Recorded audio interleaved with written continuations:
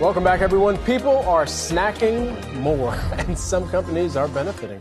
Kellogg handedly beat earnings and revenue estimates and raised its forecast for 2022 as demand for snacking it went through the roof.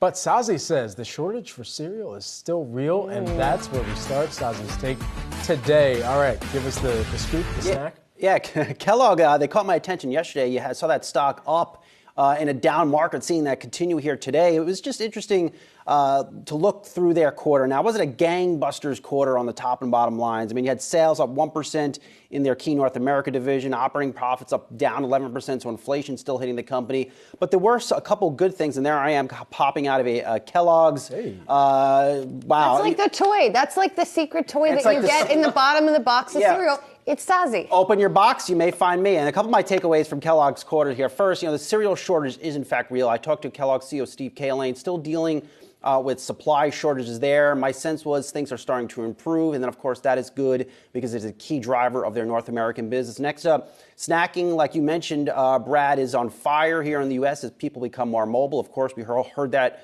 yesterday from Hostess Brands CEO Andy Callahan, but also overseas. Fun fact, Pringles sales in the UK up 12%. So there's a little bit of news you can use and then tweet about it. And last but not least, inflation. Inflation continues to pressure this company. Cahillane really, I think, suggested to me that they're going to be taking more price increases to offset this inflation. But again, you can't go gangbusters here on inflation because you are in a competitive market with snacks and cereal. And speaking of inflation, I put that question to a friend of the show, Bill Newlands, the CEO of Constellation Brands, on if he sees peak inflation. Take a listen. It's going to be wide-ranging this year. I think it depends to some degree on how much you're hedged. We're hedged a lot and more than we normally would be, which I think will help. But it's not clear that we have hit the peak just yet. I mean, we think it's going to be high inflationary pressures throughout our fiscal year. And every food executive we've been talking to, guys, is just continues to debunk this notion that was in the market, at least up until last week or until the Fed meeting, that there's peak inflation. Every company we've been talking to, it seems inflation is accelerating. But again, here's my take, and last but not least here on Kellogg's. And wow, they're all their cereals. What peak inflation? That is my take, because I am not seeing it anywhere in these discussions with these folks.